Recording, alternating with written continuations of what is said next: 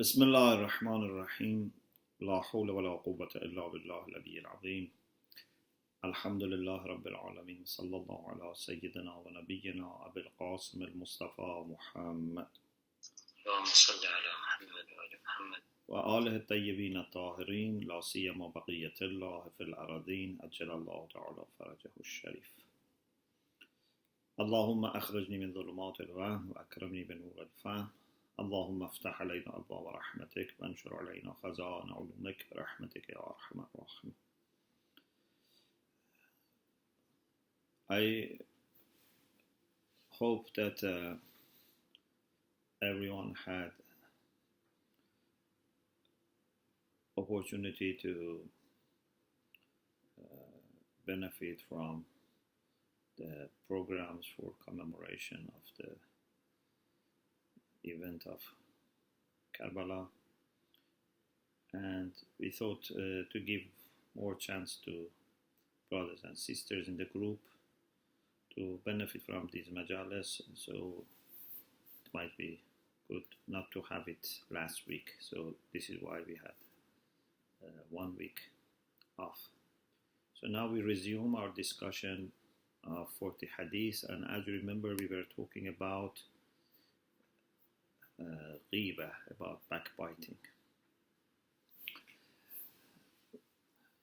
The late Imam Khomeini says, based on the hadith that we mentioned last the last session, especially from the hadith that Abu Dhar had narrated from the Prophet Muhammad sallallahu alaihi wasallam, it seems that qasdul intiqas is a condition. What does it mean?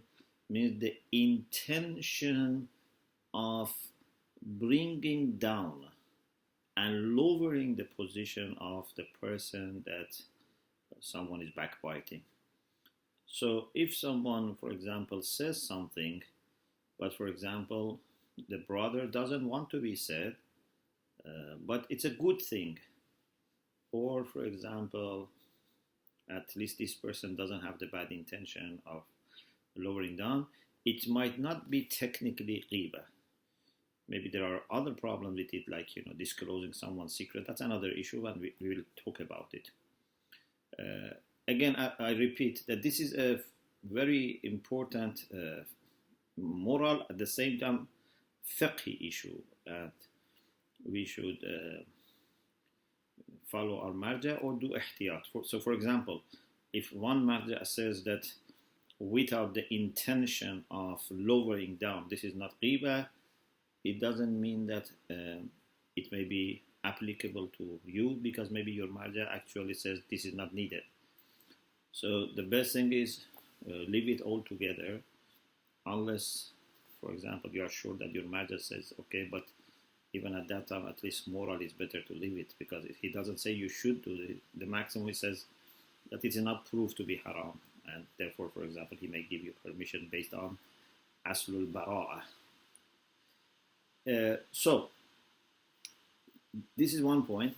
Another point is that, is it necessary to be mentioning verbally? Because we say dhikruka means to mention. He says, Imam Khomeini says, no. There is a famous hadith that Aisha quotes from the Prophet.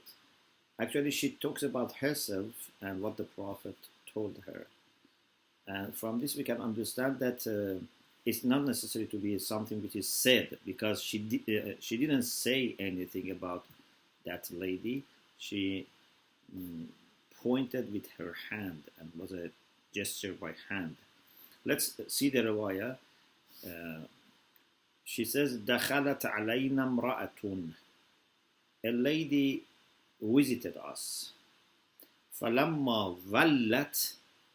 When she left, so she turned back and she was leaving or left. أومأت بيدي أنها قصيرة. Then with my hand I pointed So it means I showed with my hand, for example, that she is short. Somehow with hand I showed that she is short. Then Rasulullah said, اغتبتها. You have committed ghibah with respect to this woman.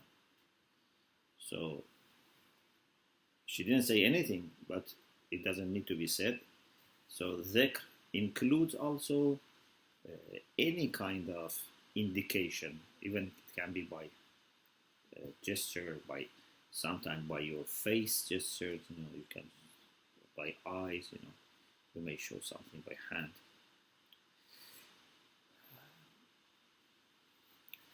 Then he says from itlaq. Those of you who are familiar with usul al-fiqh, in usul al-fiqh we have two types of generality. We have umum and we have itlaq. Umum is when generality is understood from a linguistic indicator. For example, there is called jami, jam with alif lam, and so on and so forth. Itlaq is that there is no linguistic indication of generality, but from muqaddamatul hikmah, from the prerequisite of wisdom, we realize that it is meant to be general. Otherwise, they would have mentioned the details.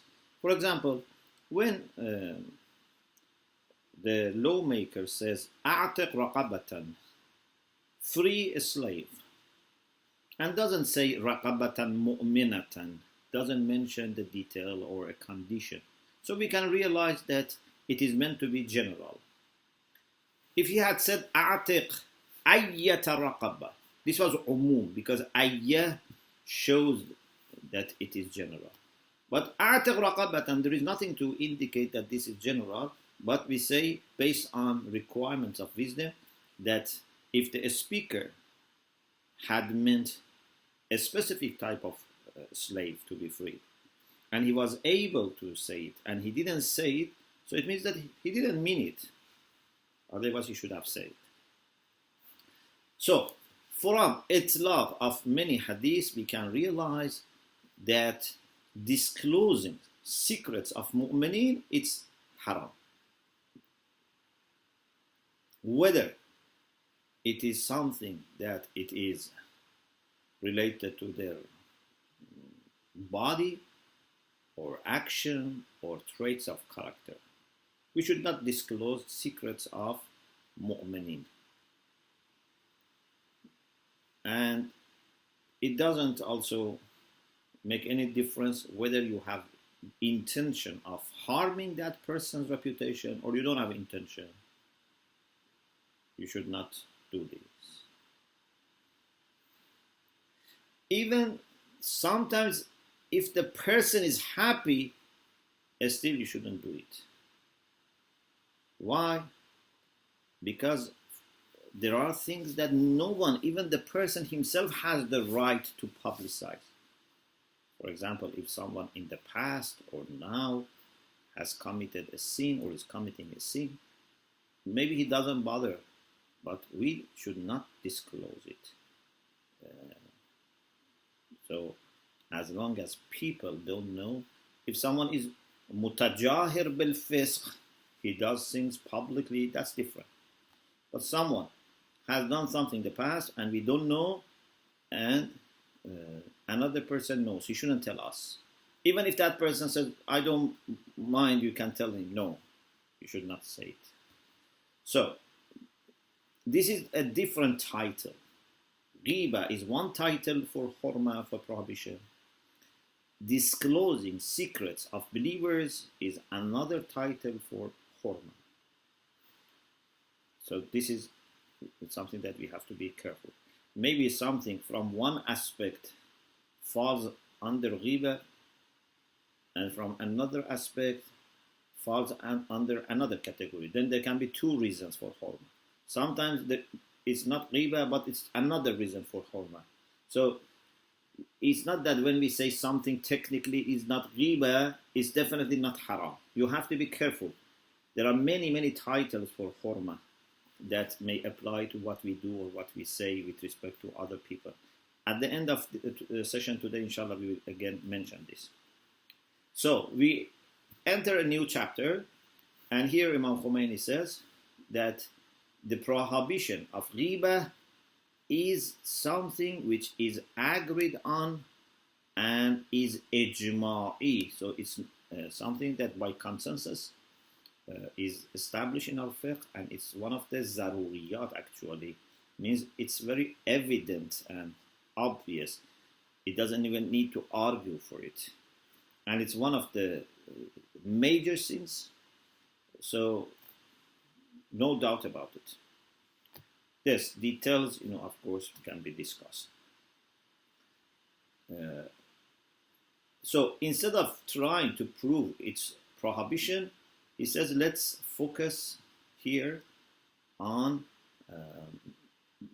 bad outcomes and dangerous consequences of this major sin, so that inshallah by reflecting on them, we would not commit ghibah, and if God forbids we commit ghibah, we quickly repent and try to restore the damage.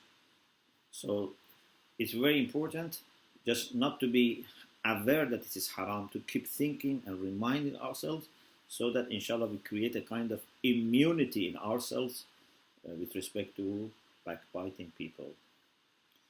One of the things that we should remember, and it is very much highlighted in our hadith, is that ghibah, like any action, has a malakuti face, malakuti appearance. So, for example, when the veil is removed from before our eyes, when we can see things in their real face, which is appearing on the Day of Judgment, for example, or even now people may be able to see it, in their otherworldly appearance, which is their main appearance, because dunya is a kind of lower presentation of the things for the people who are in dunya. Ghibah is, like many other things, appearing in the way that is very worrying. So the sins, when they are seen in their true face, would be very, very ugly, and unfortunately, because we cannot see that, so our intellectual understanding may not stop us. For example, according to Quran, ghibah is eating the flesh of our dead brother or sister. Allah subhanahu wa ta'ala says, وَلَا يَغْتَبْ بَعْضُكُمْ بَعْضًا أَيُحِبُّ أَحَدُكُمْ أَنْ يَأْكُلَ لَحْمَ أَخِيهِ مَيْتًا فَكَرِهْتُمُوهُ. None of you should backbite the others. Do you like to eat? Or does the person who does backbiting, does anyone like to eat the flesh of his dead brother? You don't like it. So ghibah is the same, maybe even worse, because this is a worldly thing that we have to mention as an analogy, and for sure eating the flesh of a dead person in malakut is much worse than eating the same thing in dunya. Anything there, whether positive or negative, is much stronger than dunya. So we are not exaggerating. We are actually simplifying the issue so that people can understand. Otherwise, the way Allah and Ahlul Bayt are trying to ask is just to make something great, very simple for our understanding. Sometimes they are mentioned also in, ghibah is mentioned in other ways, using different analogies, or when I say analogy, I don't want to say that it's not reality. I'm saying that the reality is much greater than this. For example, there is a hadith from Prophet Muhammad sallallahu alaihi wasallam that a person who had committed fornication or adultery was punished, executed. And then a Muslim told his friend, this person was killed like a dog. So he insulted a sinner who received his punishment. You cannot insult even a person who is going to be punished or who is punished. Even a person who is going to be executed justly and under right judiciary system, still his respect, her respect has to be maintained.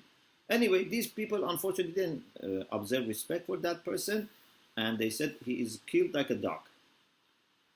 So once Rasulullah was walking with them, or somehow anyway moving, and they passed by a GHIBAH, but a dead animal. And Rasulullah said, eat from this. They said, oh Messenger of God, how can we eat from a dead animal? Rasulullah said, what you did with respect to your brother is more ugly and more disliked than this. It's more, it's dirtier, more dirty than this. Ma asabtuma min akhikuma antanu min hadi. It's worse and it smells worse than this. So this shows that it's like a dead animal that is, for example, eaten. So it's sometimes a brother, sometimes it's animal, and sometimes it can be other forms. So we have to be very, very much mindful of these expressions, so that inshallah we create a kind of immunity and protection, so that we don't even go near ghibah, inshallah.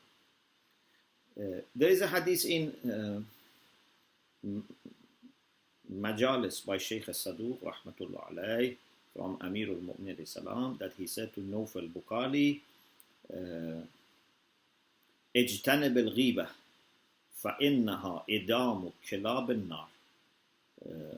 Avoid backbiting, because this is the food. It's like a curry, something that they put bread or something inside rice. It is edam. It's, in Farsi we say khoresh, like curry. It's for the dogs of the hell. So here ghibah is likened to the food of dog.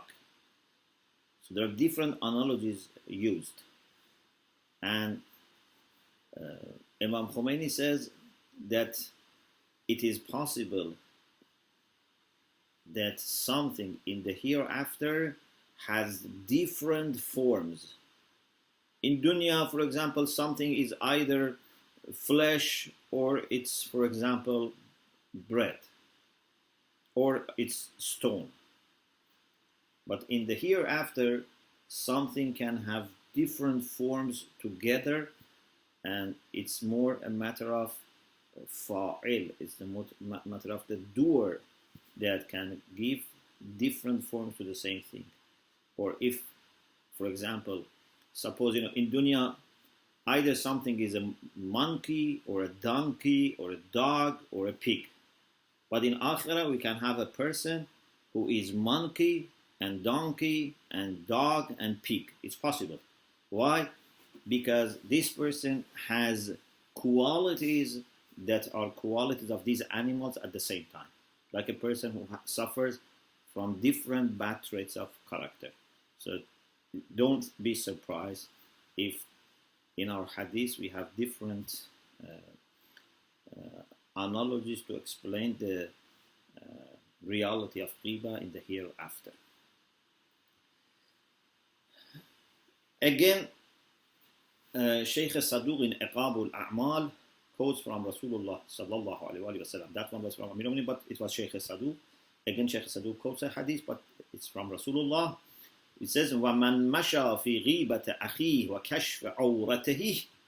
The one who walks, for example, goes to a meeting, goes to meet someone to do غِيبَة, and كَشْفَ عَوْرَتِهِ, to disclose something confidential, something which is not supposed to be known by other people.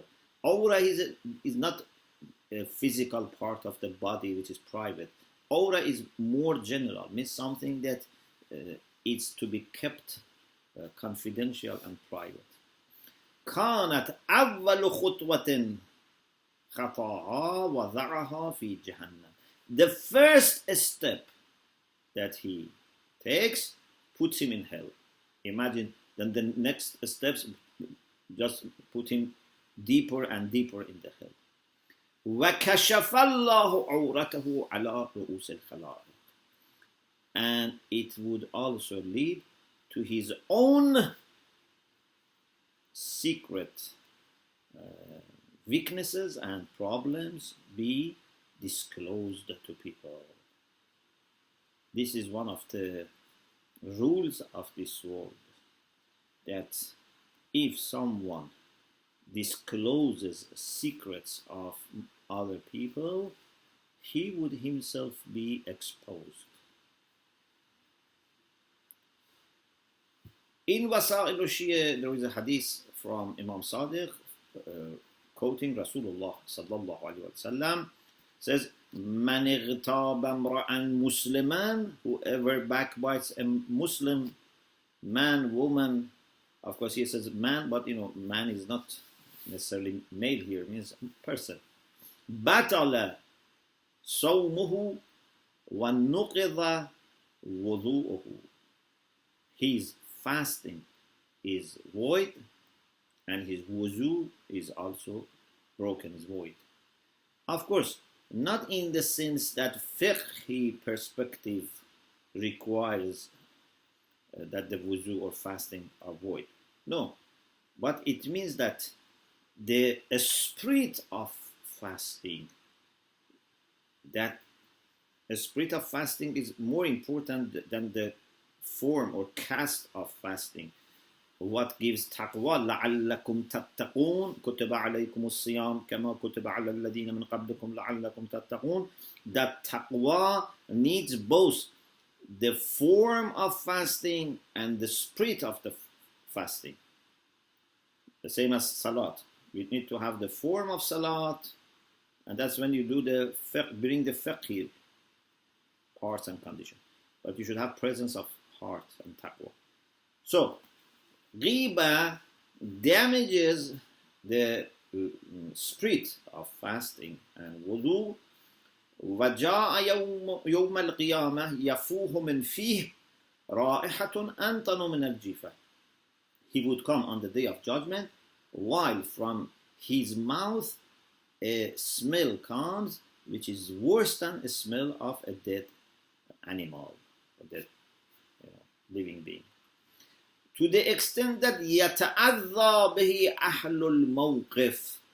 All the people who are there would be annoyed by this.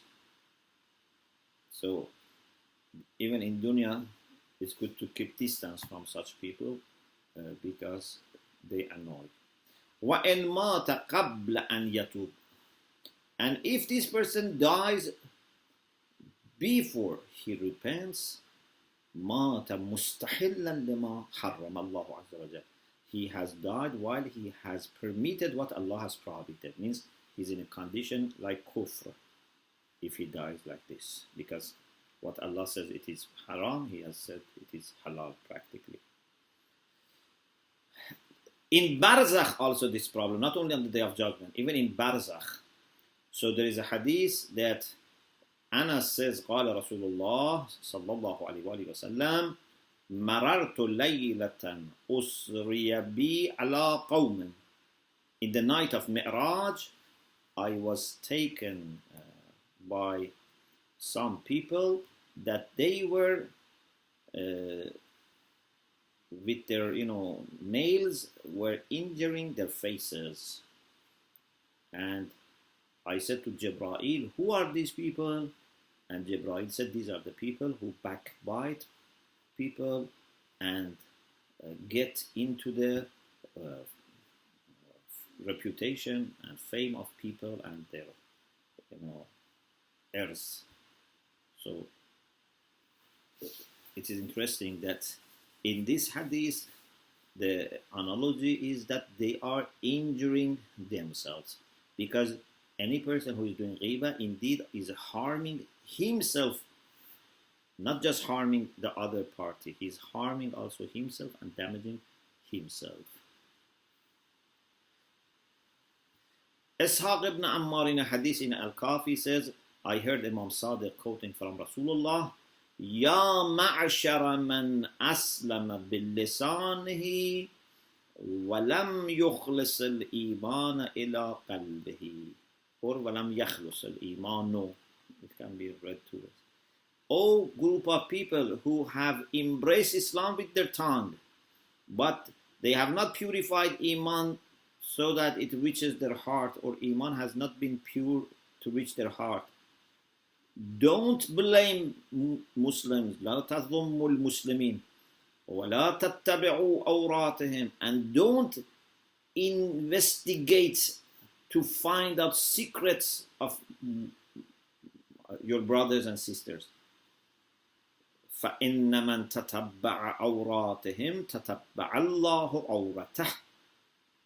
Whoever investigates the secrets of people, especially secrets which are, negative ones, or things which are not to be disclosed, God would investigate their own secrets. Means God is going to do the same with them on behalf of that Muslim.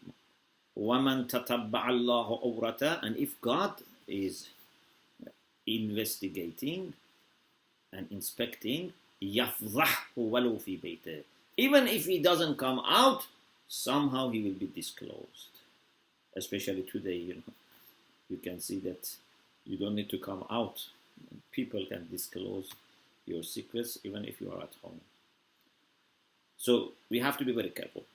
I would like to say something, Barakats. The focus in our hadith is here about Muslims, for example, or mu'min.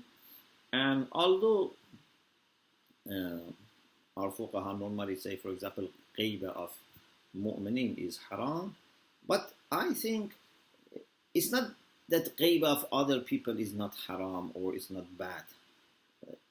I think the reason that the focus was on Muslims and mu'minin was because there was no other person involved at that time.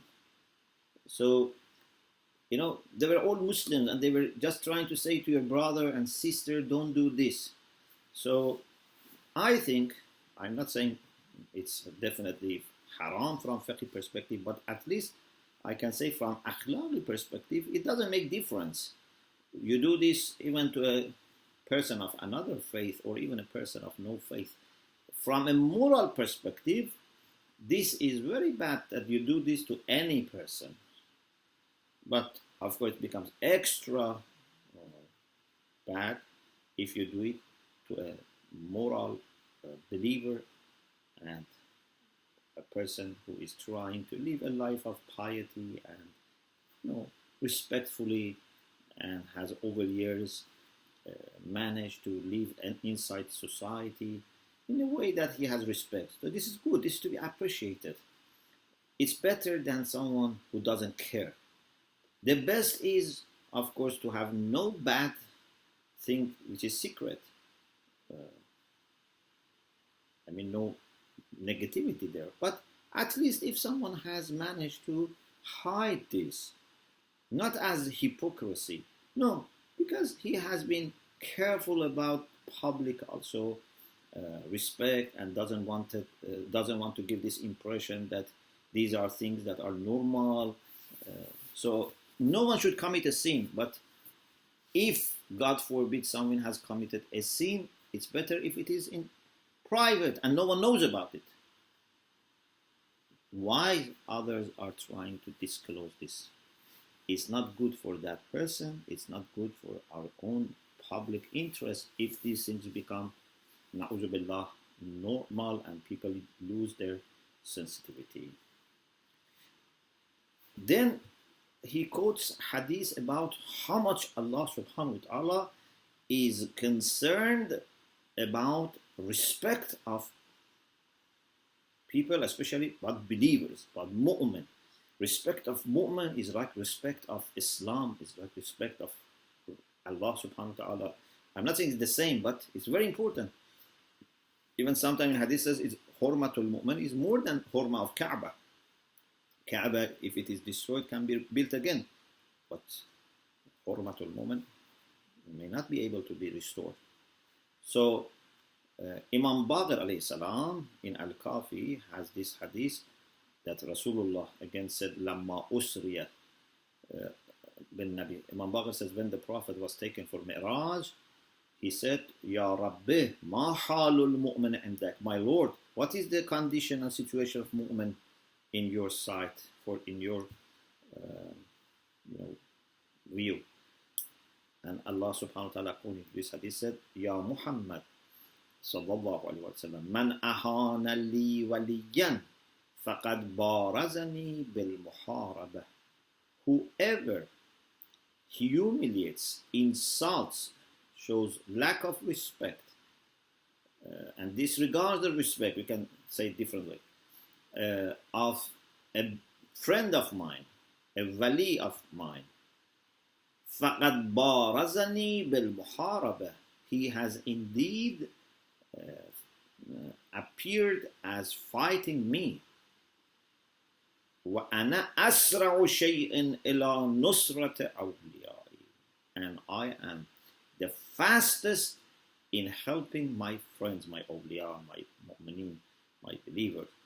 So it's very, very bad if someone tries to damage the respect of a mu'min or mu'mina because he is showing enmity to Allah subhanahu wa ta'ala, declaring war with Allah subhanahu wa ta'ala.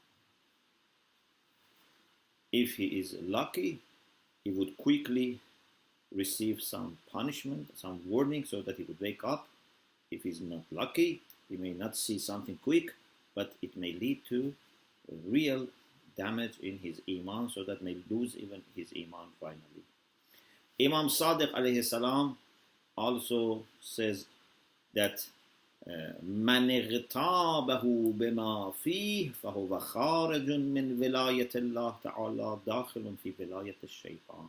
If someone backbites a mu'min with saying what is really there in that mu'min, it's not a false accusation, still he is going out of wilayah of Allah and guardianship of Allah and becomes under wilayah of shaitan. So Imam Khomeini says, if God forbids we have committed ghibah, we have to understand how bad it is, and we have to understand that ghibah originates from lack of iman, means our iman has problem that has not managed to stop us. And this ghibah by itself can weaken also iman. So weak iman leads to bad actions, and bad actions weaken more iman. Another problem with ghibah is that it is not only haqqullah, it is haqqullah as well as haqqun nas. It's also the right of people. And according to some hadith, then you need to ask Allah to forgive you and also ask those people to forgive you. Of course, here Maraj have different views. For example, if that person has not been informed, some say you don't need to ask for forgiveness. Some say you ask for forgiveness when that person is informed. There are different views. Some may say you don't need at all, so you have to check your marja, but I think at least if he's informed, you should ask for forgiveness from that person. And maybe if he's not informed or she's not informed, in a general way you can ask for halaliya, in the way that doesn't show that you have done ghibah. But check your own marja and the fatwa relevant to you. So Rasulullah sallallahu alaihi wasallam in the hadith that Abu Zar mentions says, "Ya Abu Zar, iyyaka wal ghiba, fa inna al ghibata ashaddu min al zina." Ghiba is worse than fornication. قلت ولما ذاك يا رسول الله? Why? Then Rasulullah said, according to that, because لأن الرجل يزني فيتوب إلى الله فيتوب الله. If someone commits a fornication, not forcefully, of course, with the consent of the other person. Okay, they have committed a sin, but this sin is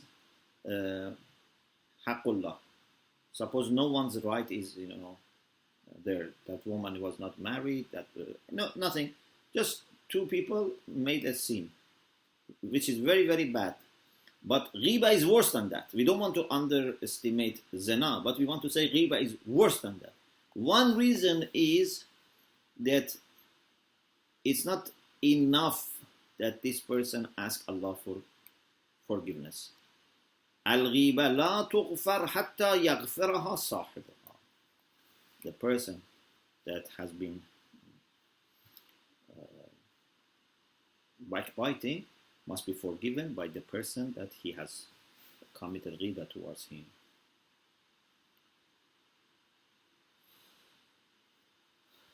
In another hadith, Rasulullah it is said that he was talking, he was giving a sermon, خطب يوما فذكر الربا وعظم شأنه. Rasulullah was talking about usury and talked about the great sin that is happening when someone takes or gives usury. But then he said, إن الدرهم يصيبه الرجل من الربا أعظم من 36 زنية. 1 dirham, 1 silver coin that someone gets from riba is worse than 36 zina. But then he said, إن أربى الربا, the worst type of riba, إرز الرجل المسلم, is to damage the reputation of a Muslim. So it's worse than riba. So riba is worse than zina, and ghiba is worse than riba in money. Another thing is that ghiba removes your hasanat. Rasulullah is quoted, ما من نار في إبليس بأسرع في اليبس بأسرع من الغيبة في حسنات العبد. Fire, when something is very dry, imagine you have dry wood or whatever, fire very quickly can burn it. Ghiba is not less quick, or you can say fire in something dry is not faster than ghiba in hasanat, in your good actions. So it means that it quickly burns and damages hasanat, na'uzubillah. And another hadith from Rasulullah is that on the day of judgment, a person will be brought and the book of deeds would be given to him. فَلَا يَرَى حَسَنَاتِهِ فِيهِ. May Allah, inshallah, save us from this. He sees that he has no hasanat that he had done. None of his hasanat is there. He says, Ilahi laysa hadha kitabi. Oh Allah, this is not my book. La ara fiha hasanati. I don't see my hasanat here, so it must be for someone else. Then he would be said, Inna rabbaka la yadhillu wa la yansa. Your Lord does not go wrong, or would not forget. ذهب عملك باغتياب الناس. Your action, your good action, your hasanat have gone because of ghiba. ثم يؤتى بآخر. Another person is brought, they give the book, and he sees there are lots of hasanat there. He says, oh Allah, this is not mine. It is good that this person also is honest, is not like a student that gets a high mark that he doesn't deserve, and sometimes they don't say. No, this person says, oh Allah, this hasanat don't belong to me. This is not my book. إني ما عملت هذه الطاعات. I didn't do these acts of obedience. but he would say, إِنَّ فُلَانًا اغْتَابَكَ فَدُفِعَ حَسَنَاتُهُ إِلَيْكَ. So and so has done ghibah of you, and hasanat of that person is given to you. May Allah save us from ghibah of people, doing ghibah of people and backbiting people. Rasulullah sallallahu alaihi wasallam also said, أدنى الكفر أن يسمع الرجل من أخيه كلمة يحفظها عليه يريد أن يفضحه بها. The lowest level of kufr is a person hears something from his brother and then he preserves, he registers this so that one day he would damage his reputation with this. For example, maybe I said something in a meeting, I wrote something, anyway, someone hears this and keeps this for future to use it against me. أولئك لا خلاق لهم. These people have no, share, no, they would not enjoy the hereafter. They would not have any portion, any share. Once I think I might have told you in some of the lectures that the late Ayatollah Ahmad Mianaji, who was teaching us Dars Akhlaq, he said that in the beginning of revolution, because many people had different ideas, there were people who sometimes were not very religious, so many things being said. He said, I started collecting pieces of newspaper in which what some people have said, I would keep it for myself so that in future, if we need to know these people, if for example, if they want to become, this is my example, become member of parliament or whatever, we have the record of what they have said. He said, I did it for myself, but then he said, I told myself, no, this is not good because, referring to this hadith, hadith like this, he said, this is not good that I keep something so that in future I may, use this. Although he didn't want to damage any person, he just wanted to have these things, but still he didn't want this.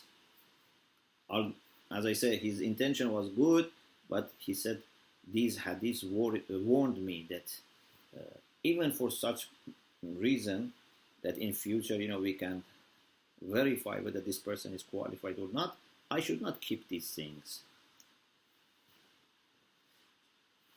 And finally, Imam Khomeini says, we have to be careful that sometimes something is ghibah and other titles also apply, or sometimes something is not ghibah, but it doesn't mean other titles would not apply. So you have to consider different titles. For example, ihanatul mu'min by itself is bad, even if it is in front of the mu'min. It's not ghibah when it's in front of mu'min, but humiliating mu'min in front of him is also bad. Or for example, investigating is bad. Blaming, many times blaming also can be bad. So there are different things that we have to be very careful about. Anything that is about money of people, about rights of people, about reputation of people, we have to be very careful. May Allah subhanahu wa ta'ala inshallah help all of us to be able to observe rights of each other inshallah. Alhamdulillah Rabbil Alameen.